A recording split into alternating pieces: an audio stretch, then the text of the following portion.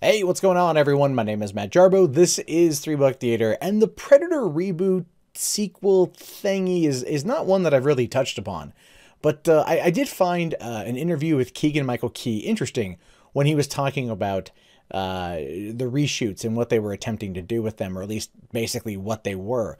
So if you don't know already, this movie was originally set to come out March 2nd of this year, a month and a half ago almost. And then after that, it was moved up to early February. I mean, like the week before Black Panther. Probably for the best that they decided to push it back to August. Then Fox said, screw that, and they went to September. And they probably pushed it back to September because of September of last year, where it, as a horror movie, cleaned up. Not only that, but Kingsman, The Golden Circle, and a couple other movies came out that month and did pretty well. September was actually a very, very, very good month. And they're probably waiting to see whether or not it can be replicated this September with The Predator. But the question is, what exactly has Shane Black been up to in terms of rewriting and reshooting a fair amount of the movie?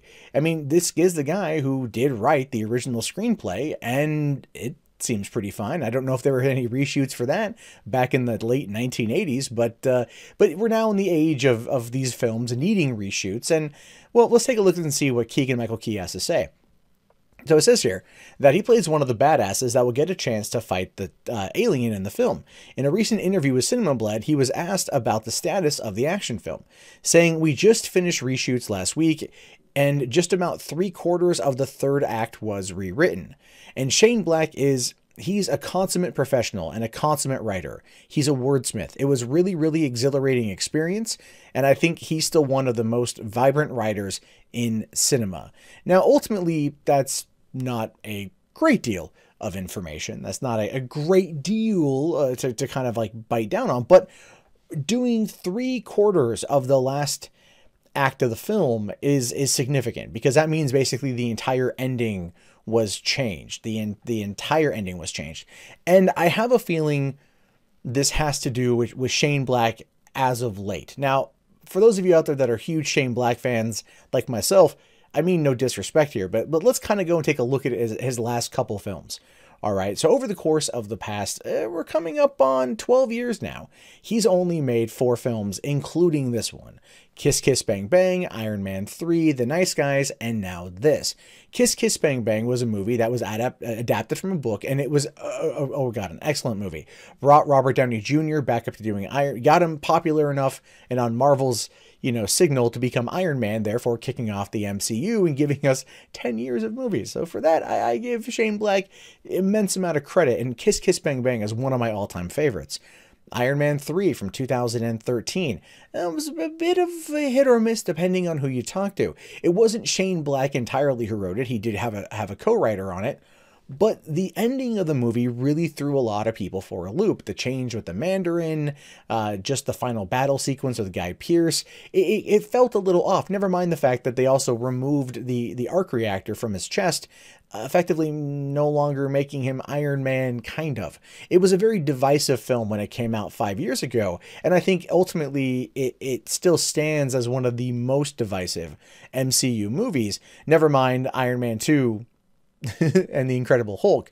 I still like Iron Man 3 for what it was. It was very much Shane Black. There were some story problems there. Then you've got The Nice Guys. Was it 2015's Nice Guys? 2016. No, it's 2016. And that movie, on paper, had everything going for it. Shane Black, crime drama, or kind of a caper movie, or just kind of a noir detective film, I think is the best way to describe it. Set in the 1970s, Russell Crowe, Ryan Gosling, lots of swearing, lots of violence. It looked on paper like a great movie. Ultimately, it kind of fell flat. Again, that had a lot to do with the last act of the movie. And just the way they kind of brought it all home, I don't really feel was the best it could have been. And that being said, not that I don't like the movie, I do, but again, I'm just kind of like, it wasn't the best that it could have been. In fact, Warner's knew this. It had so much trouble trying to push it. It dropped an R-rated comedy during the middle of May. It didn't work out well. We're talking like right after you know, like or Captain America Civil War. They just couldn't compete, and the movie ended up tanking. Even though I think it's found a pretty decent home on home video, which is where also Kiss Kiss Bang Bang did. There's been some issues with the way Shane Black has been approaching some of these films. So when it was said that he was going to be writing and directing the kind of like reboot sequel of The Predator, I was totally on board. This being a property he's already, you know, he basically helped kick off. He has a fundamental understanding of the creature, and they're going to be doing a lot of crazy shit with it, given the fact that it's been 30 years since the first movie came out. And, you know, clearly effects have gotten a lot better. But looking at what Keegan Michael-Key said about going back and reworking the ending, it does show me that there might have been some problems. Now, the cool thing about that is that they caught it early enough. Fox decided to push it back 6 months, giving them more time to go in, do the reshoots, make sure that everything is fine, which ultimately these movies need, right? And you know, there's the old saying for video games, you know, like a bad game is bad forever sort of thing. And even in movies, when they, you know, they can go and they can release a better cut version of it, like Batman v Superman, people still have their first impressions of it. And if audiences don't lose their shit over Predator, then it's probably not gonna be anytime soon before we get another one. Because remember that Robert Rodriguez produced one came out in 2010. And we, you know, had AVP 1 in 2004 and AVP 2 in 2007. So there hasn't been much in terms of Predator content over the course of the past, well, 18 years now. So, you know, overall 14 years if you count just when AVP came out. So I'm hoping that this means that they've gone back and they've really given it a solid kick-ass conclusion, finale to this film. And I could be wrong, and I'm okay with that. But you could disagree with me too, and I'm okay with that too. But I'm hoping. I have high hopes for this. I'll be following this one closely going forward, so expect more videos about that. But I'm curious to know your thoughts. Do you think that I'm right or I'm wrong in my analysis of Shane Black's work? Do you think that he is you know, the best thing ever, or not so much?